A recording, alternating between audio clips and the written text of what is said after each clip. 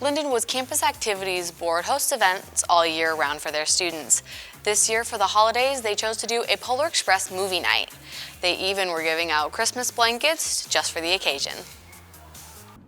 Behind me is My King Studio of Dance, founded by Michelle Ravel. This faith-based dance studio has been teaching students since 2002. Police say that the Occupational Safety and Health Administration is expected to be on their way shortly to investigate the conditions of the roof at the time of the accident. OSHA officials have no comment at this time whether or not they suspect any safety violations. For now, the Janesville Road entrance to the building will be closed to preserve evidence at the scene. Reporting live from Muskego, Wisconsin, I'm Jaden Rieksecker for Lindenwood News. Down here at the Katy Trail, the Parks Department hosts a food truck night. Once a month, families gather here for good food and good music. Here at Deaf Incorporated, people all over St. Louis can learn about and help support their deaf community.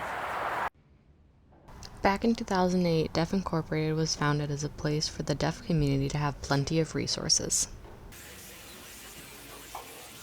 So the goal at Deaf Inc. is really to provide information and resources and advocacy and training opportunities for the community.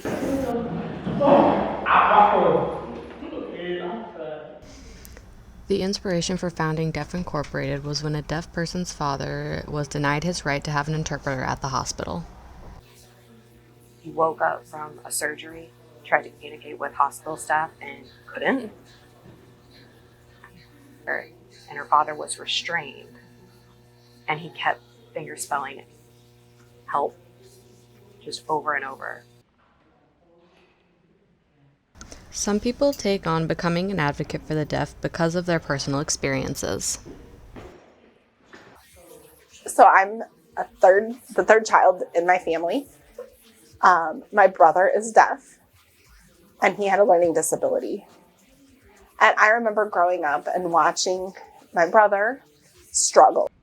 Deaf Incorporated offers classes in the building so that more people are able to learn ASL. They also have plenty of events for the deaf community.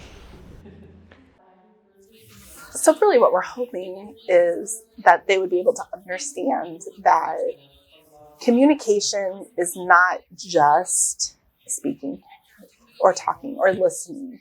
That really, it's a lot more than that. The staff of Deaf Incorporated are excited to help the community and provide support for the deaf community as well. For Lindenwood News, I'm Jaden Rieksecker. The Main Street Bookstore has become a staple of St. Charles over the years. One of the co-owners explains the origins of the store itself. The store was founded in 1993.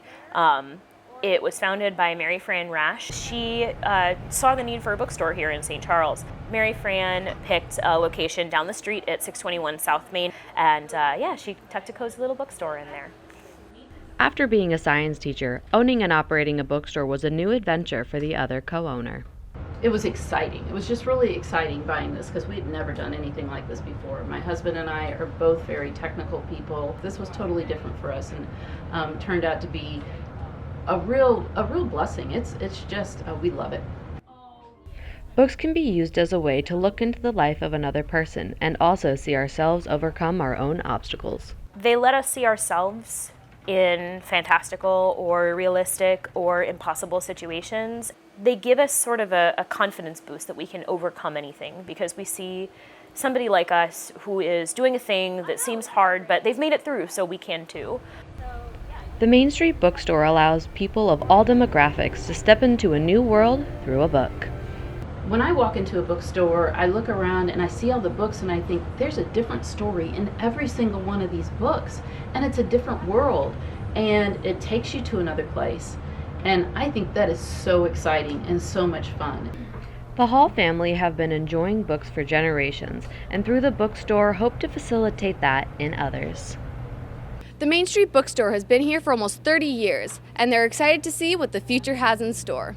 For Lindenwood News, my name is Jaden Rieksecker. Welcome to this edition of Lindenwood News. I'm Jaden Rieksecker. A West County man is accused of stabbing and killing his father last Sunday. 31-year-old Branson Ramos is facing first-degree murder charges in the death of his father. Investigators believe Ramos and his father got into an argument over money that ended with the alleged crime. Officers say when they arrived at the scene, Ramos was acting erratically and told them to take him to jail or a hospital. Ramos is currently being held at a St. Louis County jail. A Crime Stoppers tip leads police to human remains in a North County St. Louis vacant lot.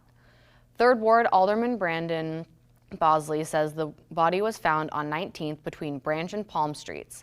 Police say that the body has been there for a while based on the condition the body was in.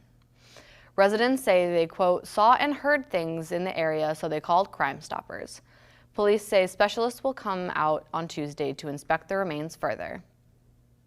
New clues in a St. Louis serial killer case are now emerging. Police believe a prostitute was killed sometime between 1990 and 1991. A Maryland Heights detective working the case is hopeful he will find the identity of the 5th woman serial killer Gary Molberg murdered about 30 years ago. The serial killer sent a detective a letter confessing about 2 additional murders. So far, detectives have tracked down addresses of 2 car washes where Molberg may have left the victim's body. A teen is now being accused of bringing a gun to a Granite City High School football game. 18-year-old Tommy McAndre Carter is being accused of bringing a gun to a high school football game last Friday. McCarter was charged with unlawful use of weapons and aggravated unlawful use of weapons. He was arrested, then later released and given a court date. Straight ahead on Lindenwood News, after discovering radioactive waste in their school, Jana Elementary announces their next steps for students. Details about the changes after the break.